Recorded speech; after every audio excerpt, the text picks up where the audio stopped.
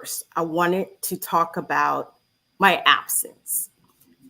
Um, this month is kind of weird for me, guys. I'm going to be honest. It's weird for me because I feel a certain type of way.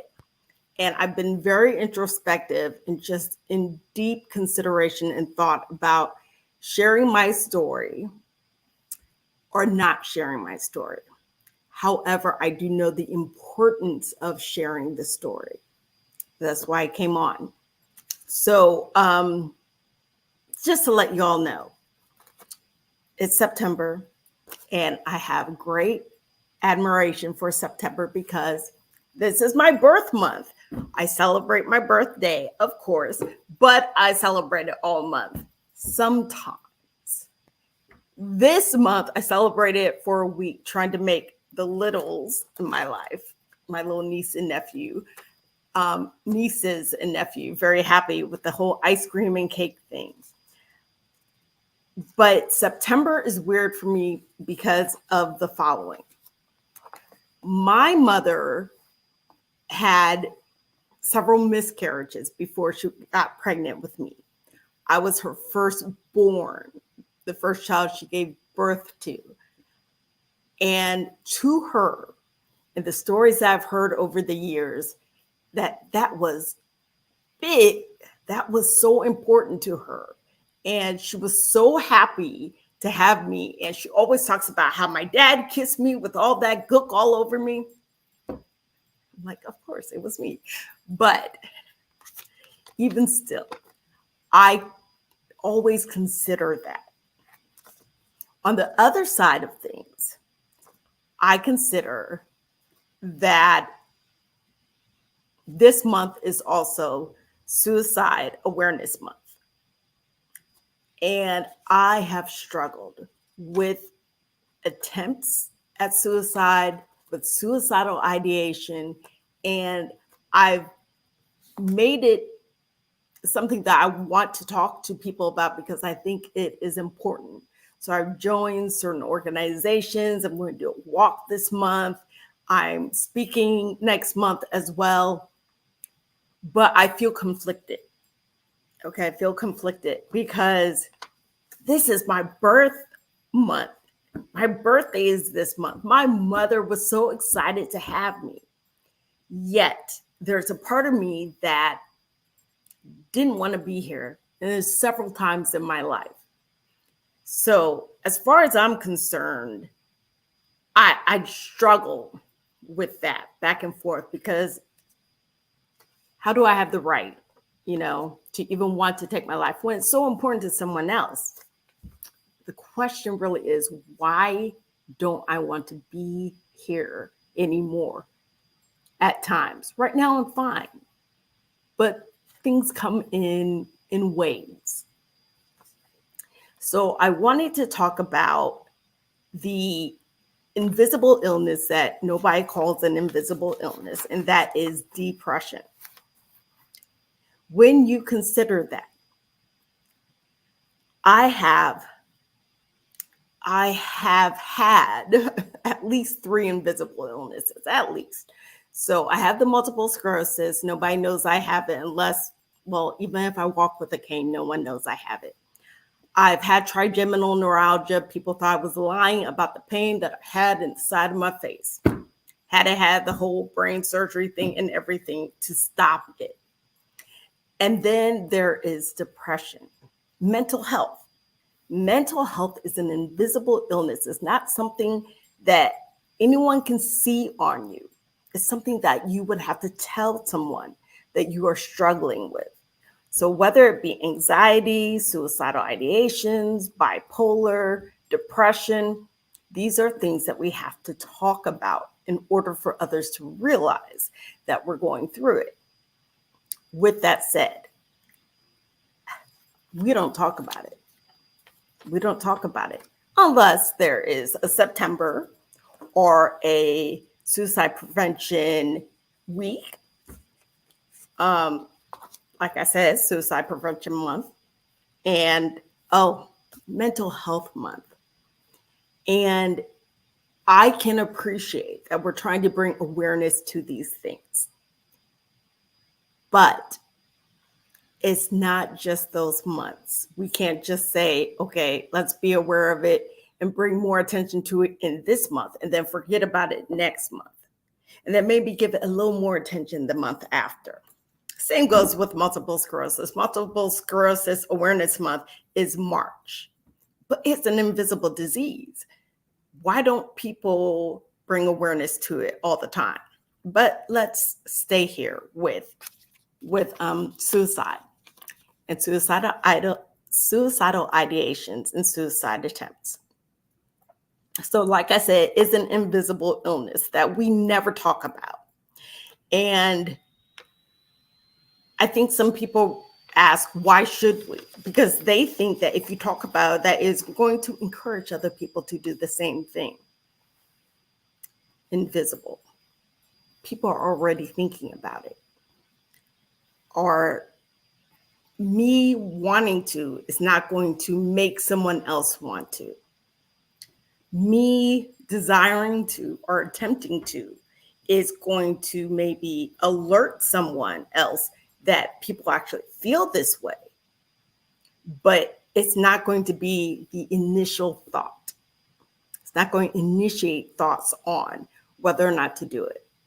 So I have had there have been several times where I've attempted suicide, and mine with me, I feel like it goes back very far. So anyone could take any of these reasons and they can go with it. I was sexually assaulted at one time, and I had a really hard time with that. I had a really hard time thinking that it was worth sticking around. I didn't want to be seen. I didn't want anybody to know. I just wanted to be gone. And the pain of that, let me be very clear, was that I was being selfish. It was because I was in so much pain that I wanted to be out of pain. And I did not think I could be out of pain any other way. Whether it was dealing with the MS when I was first diagnosed with it, and just the pain of the MS and the things that I had to deal with. I was on new medication and I had to do things differently at work. I had to make accommodations for myself. It's been 24 years. I would have never thought, or a lot of other people would never thought, that I would be up, walking around, doing my thing, being just fine, and being able to share with others. However, there were times when I lost a job because of MS and nobody wanted to make accommodations. I lost my house because of not having a job to pay for the house. I still had my car. I had to keep my car. But I lost friends when I did not show up the way that I used to show up. And that hurts. That hurts, and it hurts a lot.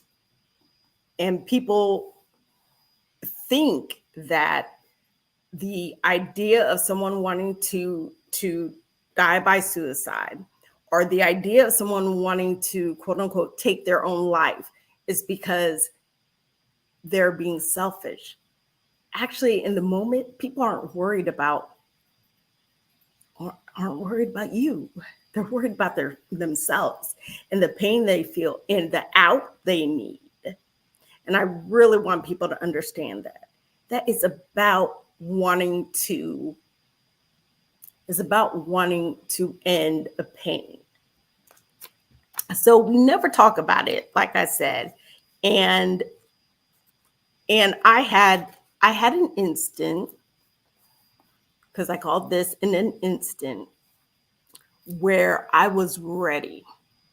I was ready to go. Like I said, my house was going into foreclosure. I couldn't work. I was alone in a big city. I lost my friends. They weren't coming around anymore. And my parents have relocated from one state to another state. So I didn't even have them anymore. And I remember sitting in the middle of the living room, and I had a bottle of pills. Suicide can be attempted in several ways, unfortunately. But I had a bottle of pills that I knew would do the job.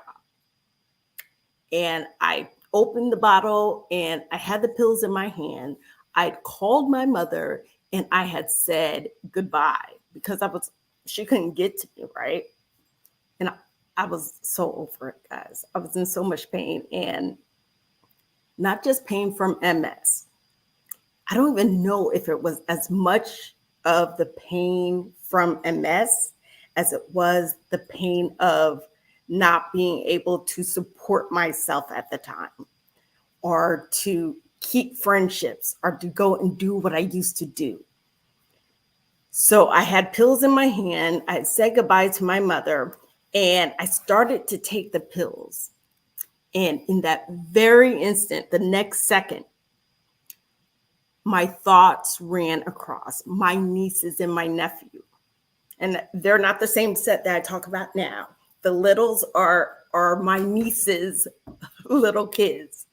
But then it was her sister, and her brother. And they were little, 7, 8, 5, something like that. And I could honestly hear in my head them asking my mother, "Where's Auntie? What happened to Auntie? Why isn't Auntie here?" And in that second, in that instant, my mind changed, because I didn't want them to think or wonder or ask or look for Auntie that they knew, but all of a sudden is gone. Why she leave? Why is she not around us? It was a turning point for me at that moment. It was a big turning point for me at that moment. And things went on after that I struggled with, because my sister had called for a welfare check. And back then, oh my gosh, this is what, 21, 23 years ago. Back then, they would come, they'd handcuff you, put you in the paddy wagon, and take you to the hospital. Now they don't do that. I've heard that they don't do that. I don't know by my own estimation or by something that I have gone through, but I've heard from different mental health professionals that they don't do that. They really try to help you. They come and try to comfort you and take you to where you need to be to get you help. What I've learned in this time since then, since that 21 to 23 years ago, is that I had to learn to take steps to help me get through any depression that I felt. Because even though it was suicidal ideations or suicide attempts, it still started with the sadness, overwhelming sadness, the inability to get up and get started, and even anxiety and not wanting to be around people because I didn't want people to see how different I was at that time. And all these years later, let me express this. If I had done it, I would not be here to see my niece's kids. And she so happens to have a boy and 2 girls. And the set of them was a boy and 2 girls. And I see how influential I am as far as they're concerned. I make such a big impact. Auntie has to be around. And I would not have been here to see all of that. I would not have been here to see that something that started as, oh my God, this is so bad. I have to take shots that are this long and put them all the way in my leg until there's this much left, or I have to, be on a walker or in a wheelchair.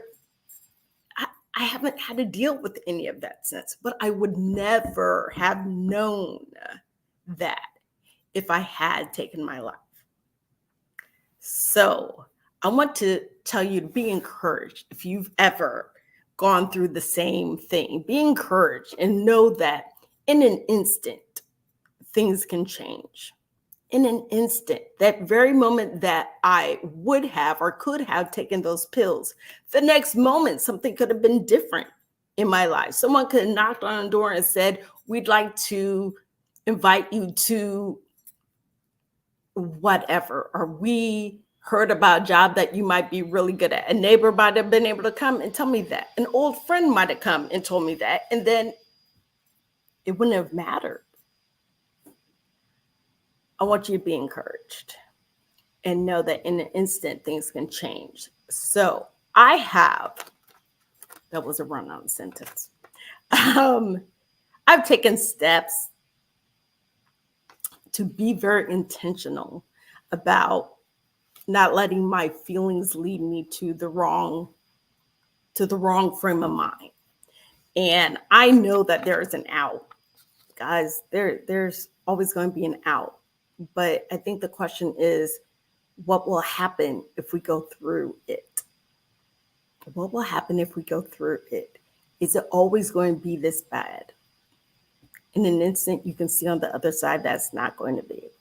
So I have run on sentence again, but I have actually come up with the 4R method to help myself get through times of depression, anxiety, when I'm struggling with overwhelming sadness, even when I might get to that point of, you know what, this is enough. I just don't want to do this. So I have some steps that I go through. And those 4Rs are reflect, reinforce, reinvent, and reengage. And I want to take the opportunity to let you know that by the end of October, I haven't chosen a day, but the last week in October, I will hold a masterclass to teach you all how to get through that depression, to get you to the next instant where someone might actually come home and you can talk to them about what you're feeling. Because I think it's so important. I cannot express how important I think it is that we talk about it and we're honest with each other about what we go through, because other people go through the same thing. We can keep it quiet for as long as we want. We can be silent about it, but who is that helping? I could be, all covered up and embarrassed or whatever about sharing my story with my struggle with this month and being so introspective and just thinking, you really need to share. Oh, I'll share tomorrow. Or you really need to talk about this. Oh, I don't know if they'll understand. It's okay. We have to share. And whether it is an invisible illness that takes your mind to that, whether it's lupus, Crohn's, multiple sclerosis, whatever invisible illness, whether it's the overwhelming depression and sadness and you just want to end the pain, we need to talk about it. So I'm going to continue to come on and talk about it. And I'm going to share the 4Rs with you because I really, truly believe it's changed my life. It's changed my life. And what I do now when I have that thought is giving me an out and a way to be around to ask for help. So I hope you join me then. Keep joining me. I will be, of course, on and off here. And I hope that the 4Rs or this talk alone has helped you.